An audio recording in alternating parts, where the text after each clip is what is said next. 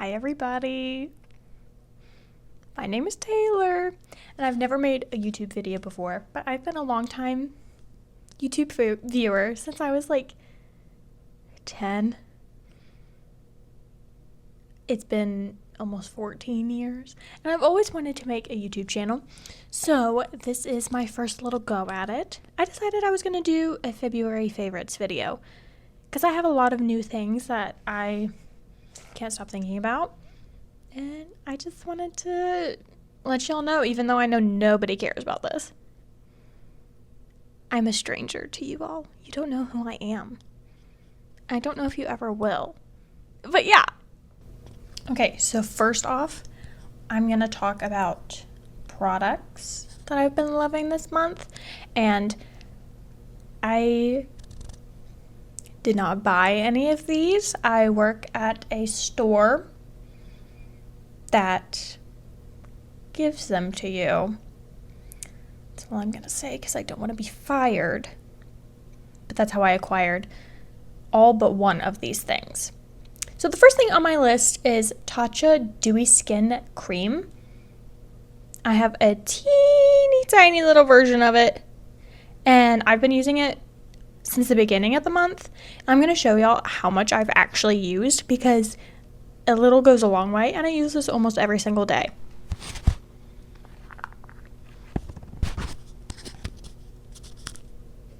That's it. That's all I've used. And this doesn't say how many fluid ounces are in here, but I'm sure it's like nothing. I'm pretty sure that this is either the sample size or the travel size. But yeah, a little goes a really long way. And I know that Tatcha is a very expensive brand, but like, I feel pretty luxurious when I put this on. I'm not gonna lie. I kind of really like it. And along with that, my nightly combo, which I never thought would be my nightly combo because I'm very, very much poor, is the Estee Lauder Advanced Night Repair Eye Cream. And that's it. I know for a fact that this is a sample size because you can't buy it. I've looked for this size and you can't. There's just the regular size. But I really, really love this. With that, it feels so good. Like, I can't even lie. And it's like a gel texture, which like kind of sets off my sensory problems. But like, it's so good. Oh, it's so good. I love it.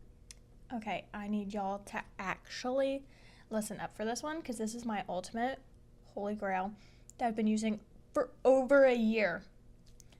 And it's a little concerning because I've never had to rebuy, so probably expired.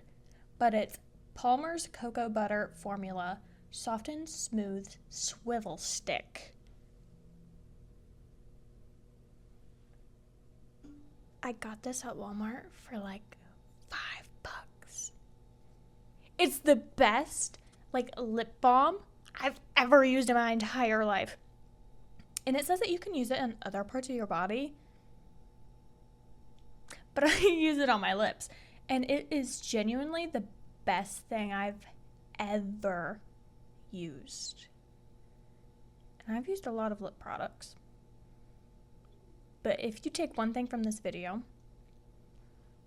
buy her. Buy her. She's underrepresented. Buy her. And on the other side of that exact same spectrum, I also didn't buy this. And I honestly don't know if I would.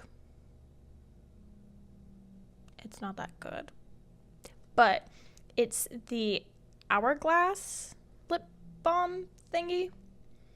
And I think it's called like Phantom something. But it's in the shade Mist 115. And it's pretty. It's like a pink color. Like hello? Like that's the shade. And it looks pretty good, like on the face, but I gotta be real honest here. She does goop up in the corners, and she gets sticky. And when you talk, like, it gets like stringy and gross, but the color is good. So again, I wouldn't necessarily buy this, but I didn't. So I gotta say that I wouldn't. But if you like really goopy lip balms, try it. I don't know. Okay, we're moving on to hair products now, which I love my Bob. I love her. Also, I'm thinking I might have curly hair. I don't know what's going on there. But I really want to grow her out. I'm tired of having her. I want long hair for the summertime. So I got Olaplex No. 7 Bonding Oil. I've only used this 3 times. I've used this 3 times. It's alright. I think it makes my hair look shiny, so why not? If you are looking for an oil, I can't necessarily recommend it because I haven't been using it enough, but it's definitely an option. Yeah. And this next thing I did actually buy, but it's the travel size. It's the Way Thick Hair Treatment Mask. This is kind of good. I kind of really like this. I like the texture. It doesn't really have like a smell, like a strong smell that would last in your hair after you washed it out, but I don't know, something about it makes me feel fancy. This is just products that make me feel fancy, I guess. But yeah, I have only used it a couple times, so I can't necessarily recommend it totally because I haven't seen the effects of it. But I like it so far, so I don't know. Okay, that is it for my products that I would kind of recommend. Now I'm going to move on to songs that I've been listening to for the past month of February. And it's very interesting because I have specific playlists for all different seasons. So I don't listen to these songs like a ton, but when I do, they put me in a good mood, you know?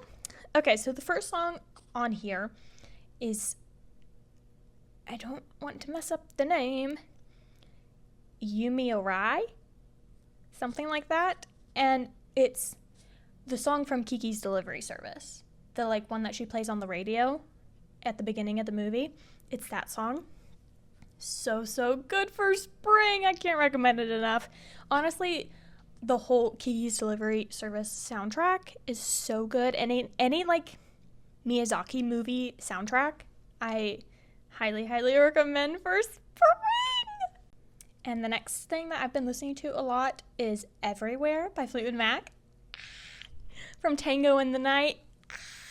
I love it so much. It's like one of my favorite Fleetwood Mac songs. I just said Fleetwood Mac. Boo, fake fan. No, I promise I do listen to Fleetwood Mac. And the next one on my list is Cattails by Big Thief. I am a huge Big Thief lover. But something about Cattails, you know, it was the melody, the harmonies. They were really speaking to me spring-wise, so that's for sure on the list. My number 4 is Alone Again Naturally by Gilbert O'Sullivan.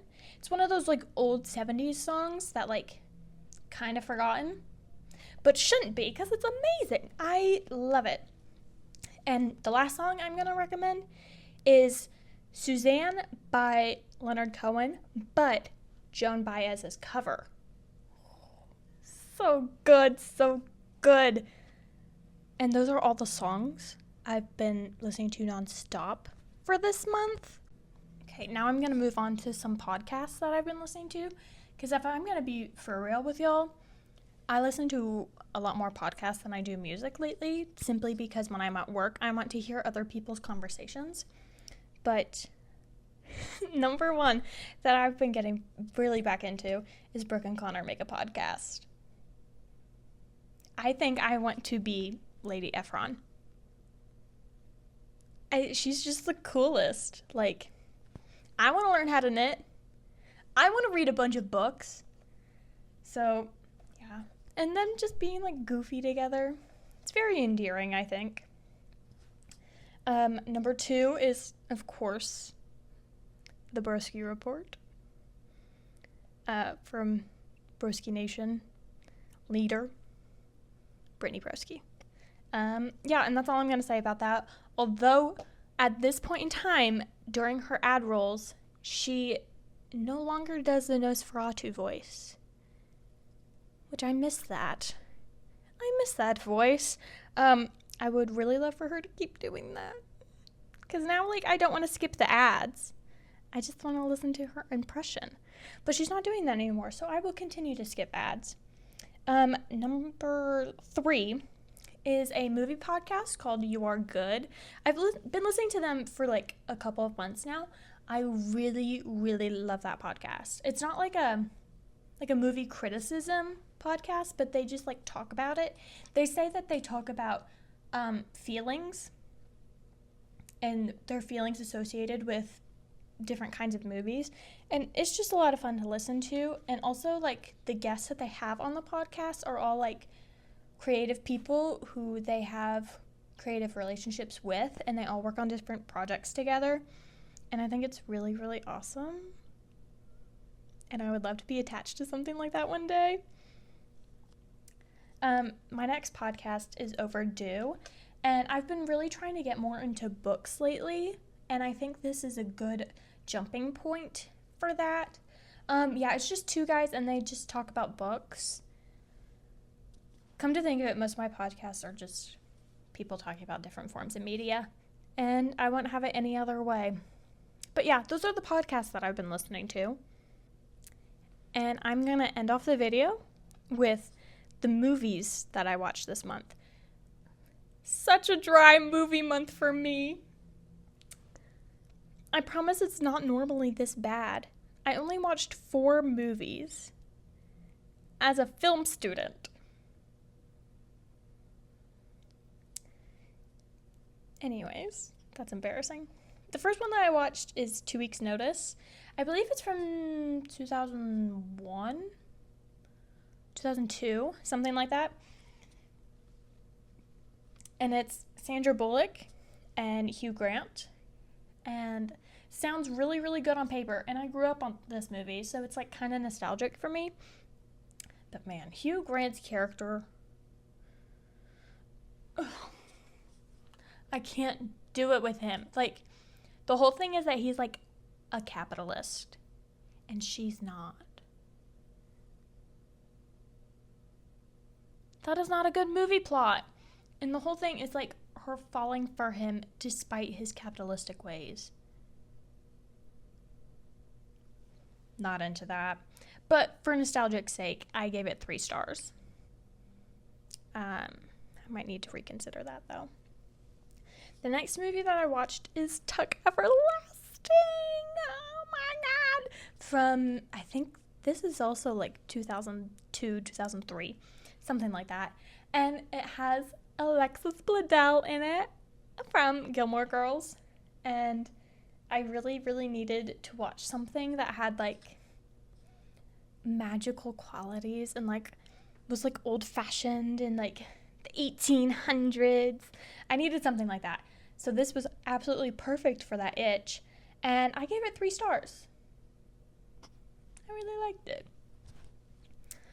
Next, I watched Ghost in the Shell. Not the one with Scarlett Johansson.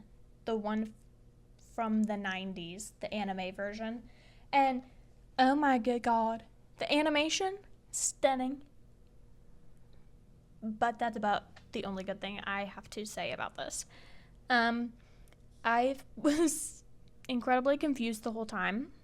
And the thing with Ghost in the Shell is I don't think that they have any, like, pre-existing, like, lore for this. So it's just kind of like you're thrown into this plot line and you have absolutely no idea what's going on. So, like, I was just really confused the whole time and I really wanted to like it. But it was very pretty. Also, why did they have to make her naked the whole time? That was a little concerning. Anyways, the last movie that I watched was Ice Princess from 2004, 2005. Rest in peace, Michelle Trachtenberg. Oh my god! I miss her so much already. This movie was an absolute staple when I was growing up. I love this movie so much. And like, being old enough now to be a fan of Sex and the City, I love Kim Cattrall. I love her and her dynamic with Michelle Trachtenberg and Hayden Panettiere. Oh my god. But yeah, I watched that because of Michelle's passing, and I really wish I watched it under different circumstances. But yeah, I don't regret it at all. I still love that movie. I gave it 5 stars. Oh, and I don't think I said this. I gave Ghost in the Shell 2.5. But yeah, that's all of my favorites. / things I didn't really like that much. But I want to keep doing something like this every so often.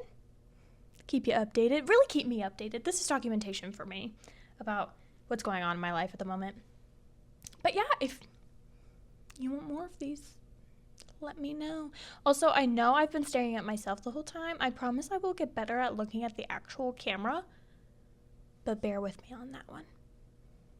Okay, bye-bye.